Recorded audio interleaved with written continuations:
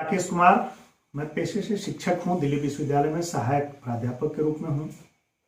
प्रकृति से लेखक हूं और देश दुनिया की चिंता करता हूं, चिंतन करता हूं, तो आप मुझे चिंतक भी कह सकते हैं। चूंकि मैं राजनीतिक मुद्दों पे चिंतन करता हूं, सामाजिक मुद्दों पे चिंतन करता हूं, दर्शन और जीवन के मूल्यों पर चिंतन करता हूं और उसे मैं लिखता भी हूं, बखूबी लिखता हूं। आप मेरे सोशल मीडिया का जो पेज है उस पर आप देख सकते हैं। मुझे इन चुनाव में, महाराष्ट्र चुनाव में, आपने उसके सारी क्रियाएं, प्रतिक्रियाएं, जो चुनाव के सारे रिजल्ट्स हैं, उसके विश्लेषण आपने तमाम चैनल्स पे देखा होगा। मेरी नजर यहां दो युवराजों पर थी। एक युवराज अगर राज ठाकरे के पुत्र के रूप में देखा जाए तो अमित ठाकरे थे और दूसरे आदित्य ठाकरे थे, उद्धव ठाकरे के पुत्र हैं।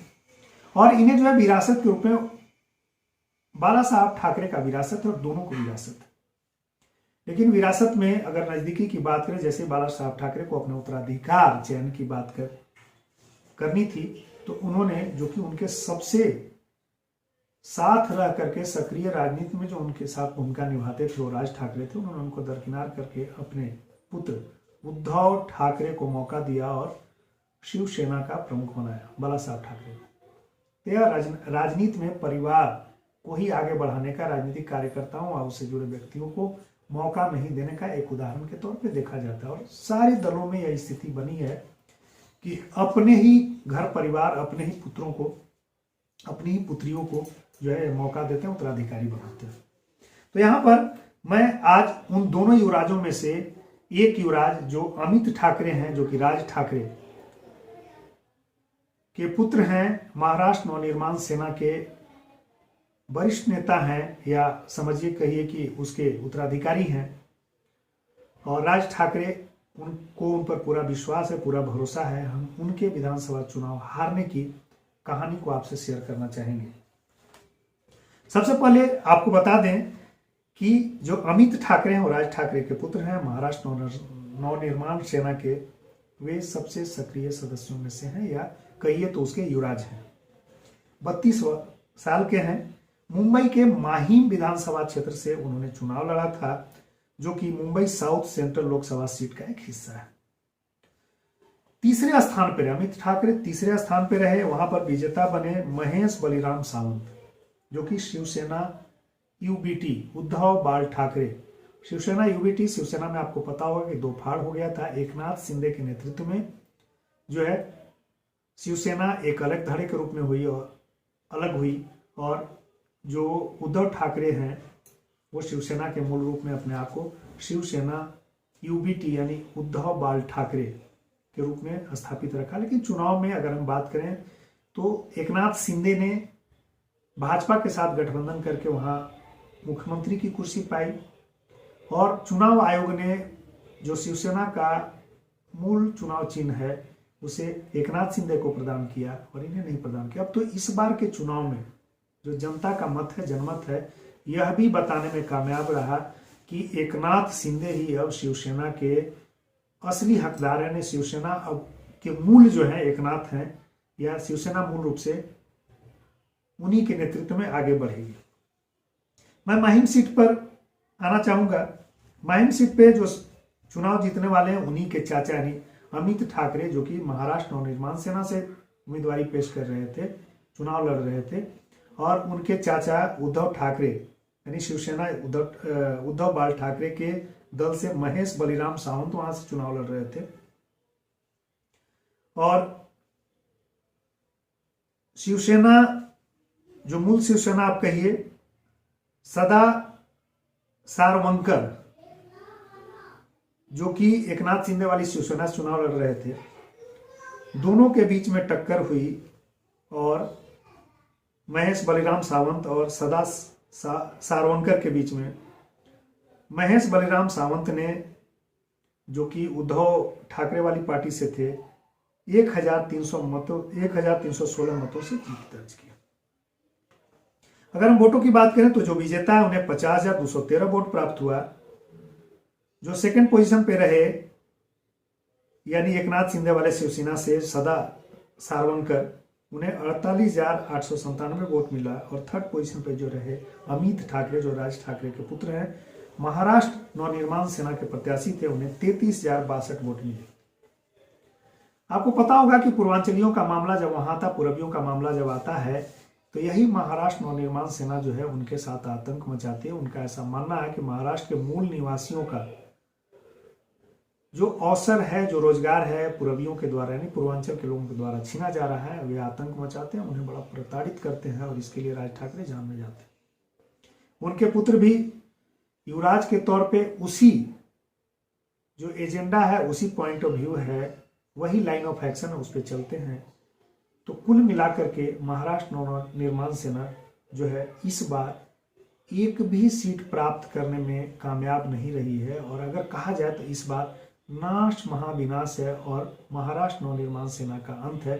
ठीक उसी तरह शिवसेना जो उद्धव ठाकरे के नेतृत्व वाली शिवसेना है, उसका भी लगभग अंत की स्थिति है और 24-25 सीटों के आसपास जीत गए, लेकिन वहां आदित्य ठाकरे चुनाव जीतने में कामयाब है। क्योंकि आज मैं महाराष्ट्र नवनिर्माण सेना की बात कर रहा हूं, तो मैं उस पर अब उसके अगली कड़ी के रूप में बताऊं कि जब अमित ठाकरे ने चुनाव हारा तो उन्होंने क्या बयान दिया, और वह बयान एक संतोष को प्रकट करने वाला है।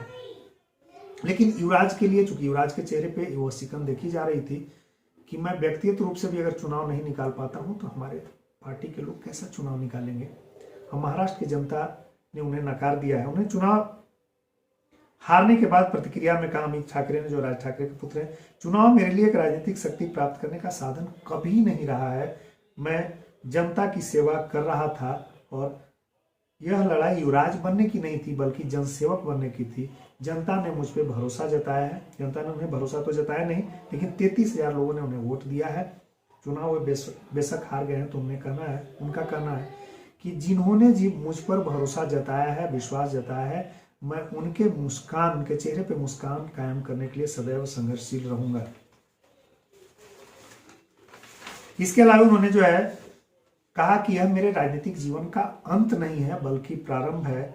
मैं राजनीतिक जीवन का यात्रा यहां से आरंभ करूंगा। मतदाताओं को धन्यवाद ज्ञापित करते हुए कहा कि आपने जो मुझ पर विश्वास जताया, मैं उस विश्वास पे कायम रहूंगा और आपके लिए, आपके मुद्दों के लिए जो है मैं संघर्ष करता रहूंगा और मैं राजनीतिक जीवन में ऐसे ही आगे बढ़ता रहूंगा।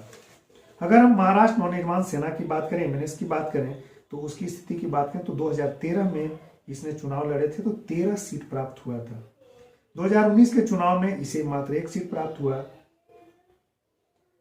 2014 और 19 दोनों में एक एक सीट प्राप्त हुआ था और 2024 में 125 सीटों पे चुनाव लड़ा था महाराष्ट्र नवनिर्माण सेना ने और 0 सीट प्राप्त हुआ।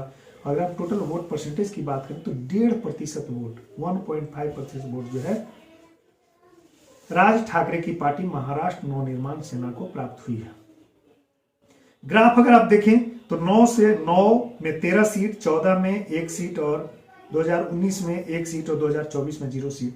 अंग्रेजी में इसके लिए टर्म है स्लम्प, SLUMP, स्लम्प, यानी एक लुढ़क जाना। इसके लिए कहावत है, आपने सुना होगा कि आसमान से गिरा तो खजूर पे अटका। यहाँ खजूर पे भी अटकने वाली बात नहीं है। राजनीति में आसमान से गिर करके बिल्कुल धराशायी हो जाने वाली बात है।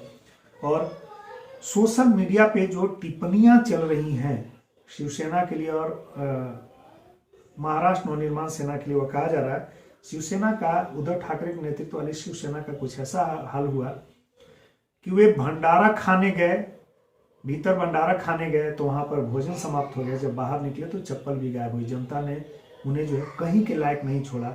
और बाला साहब ठाकरे की जो विरासत थी, बाला साहब ठाकरे, आपको पता होगा कि अपने परिवार के लोगों को कभी भी राजनीति में सीधा भागीदारी, मतलब राजनीति तो करते थे, किंग मेकर की भूमिका में होते थे, लेकिन सीधा कोई पद उन्होंने जिंदगी भर प्राप्त नहीं किया। और भारत के सबसे सशक्त ने वह हिंदुवादी चेहरों में गिने जाते थे और उनकी एक अपनी छवि, अपनी पहचान थी। महाराष्ट्र में एक उनकी तूती बोलती थी, राजनीतिक तूती बोलती थी।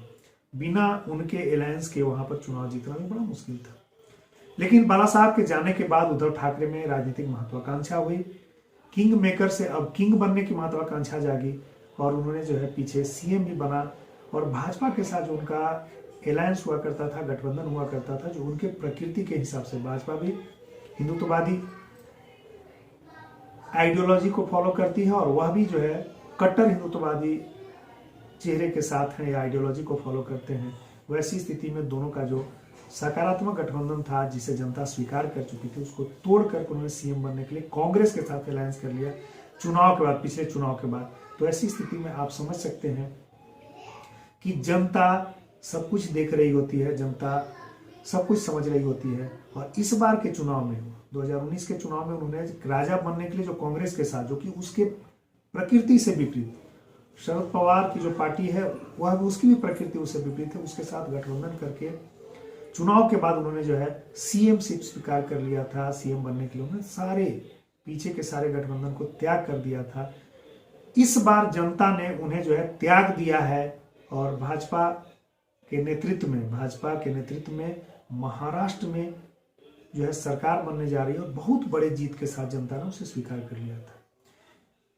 तो मुझे आशा है कि जो महाराष्ट्र में युवराज परंपरा का अंत है और दो दल, शिवसेना और महाराष्ट्र निर्माण सेना एमएनएस है, दोनों के अंत की जो कहानी होगी, उसके विश्लेषण जो होंगे आपको पसंद आए होंगे।